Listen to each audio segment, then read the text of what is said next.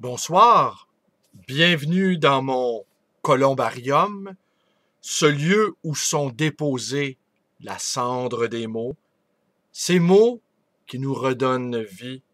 Nous sommes à Montréal, le 12 novembre 2012, et mon nom est Bruno Lalonde. Aujourd'hui, je reprends cette lecture ratée, semble-t-il, du merveilleux livre de Cécile Gilbert, Réanimation, que je vous montre tout de suite à l'écran.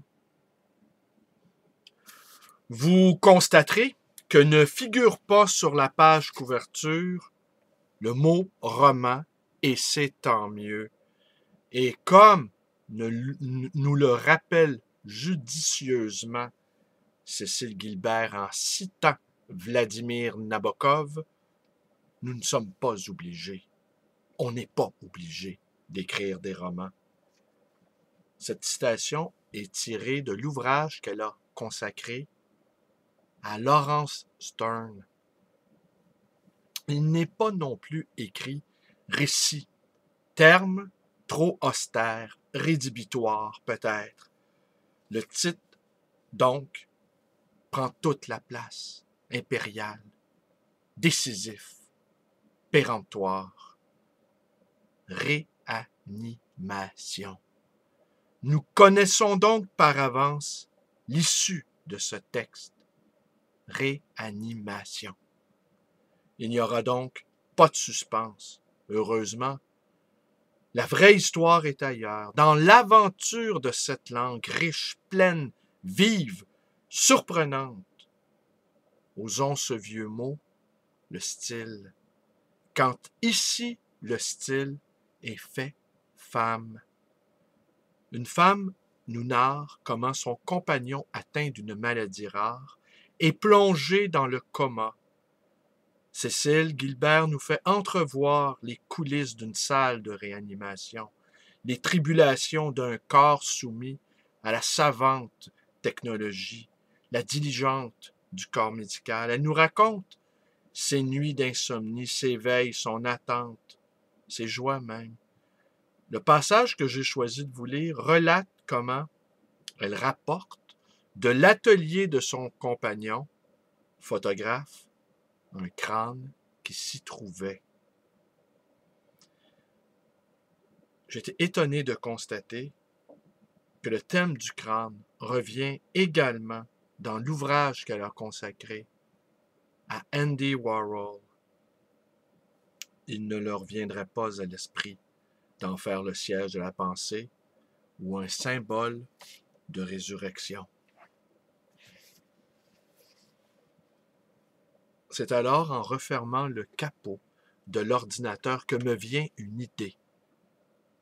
Le crâne de l'atelier, il me le faut.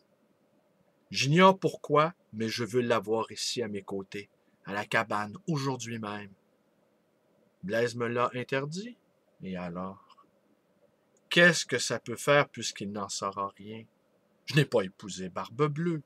Sans tergiverser ni réfléchir davantage, je file à l'atelier à vélo, grimpe l'escalier vermoulu, traverse le couloir, déverrouille la porte, avise les deux crânes posés devant la fenêtre. Lequel choisir? Si les deux compères anonymes ricanent en silence depuis des lustres, ils ne sont pas pour autant égaux, encore moins jumeaux. Celui de gauche, grisâtre, possède presque toutes ses dents, archétype parfait de la vanité.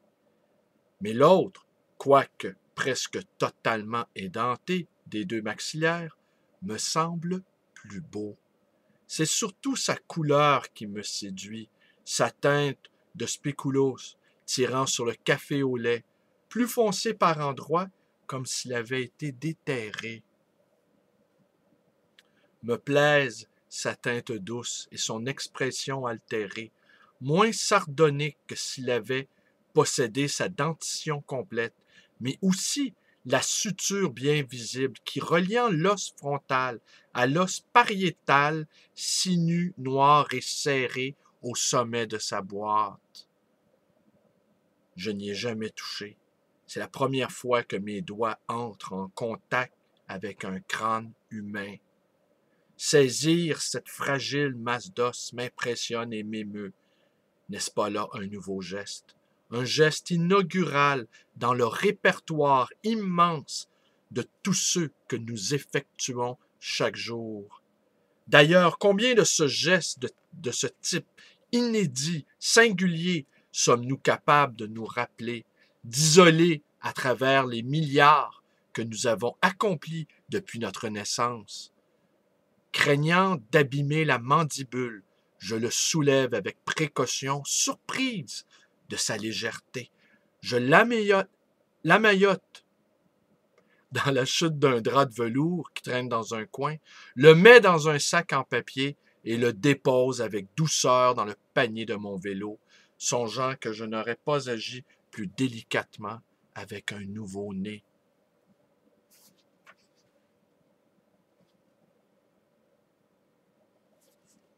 Un dernier passage. Perçu comme tête de mort par une majorité d'écervelés fashion, dont certains le portent de nos jours en bagues et sautoirs, imprimés sur des t-shirts ou des foulards, toutes sortes de colifichets de style gothique ou Hells Angels, où il n'est pas censé symboliser le siège de la pensée, la résurrection, encore moins l'analogue de la voûte céleste des croyances védiques, le crâne pourtant n'ouvre pas l'âme au néant, mais à l'être. Je fixe l'énigme de ces orbites noircies, le triangle de cavité nasale, les 4 dents de sa mandibule. Si être mort, c'est être tout le monde, j'ai du mal à m'abstraire du fait que ce vestige corporel a été quelqu'un. Un homme, une femme, fauché comment et à quel âge? Je me demande quelle pensée sublime, abjecte, géniale ou imbécile il a abrité. A fortiori, s'il a déjà contemplé un crâne et ce qu'il en a pensé. Souviens-toi, homme, que tu es poussière et que tu retourneras en poussière. Il a été semblable à moi et je serai semblable à lui. Je crois à la mort après la mort, comme disait l'albinos. Et bien voilà, c'est tout pour ce soir. En espérant cette fois-ci qu'il n'y aura pas eu de défaillance technique. Cette vidéo crânée, où vous aurez constaté qu'il manque le A circonflexe sur le mot crâné, eh bien, cette vidéo-là sera morte subitement. Elle aura perdu sa voix. Est-ce un signe? Est-ce un signe prémonitoire? Non, sans doute pas. Alors, puisque nous sommes vivants, je vous invite à vous abonner à ma chaîne, Bruno Lalonde, aller visiter ma page Facebook, devenir ami aussi, un ami militant, si vous voulez. Un ami militant envahissant, je l'ai déjà dit.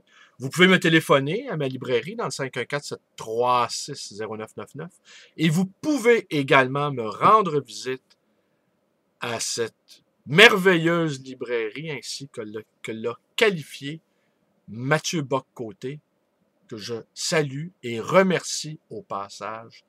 Donc, le livre voyageur dans le quartier Côte-des-Neiges à Montréal, sur la rue Swale, n'est-ce pas? Une rue que même les gens de Côte-des-Neiges ne connaissent pas. Alors, c'est tout. Merci et bonne nuit.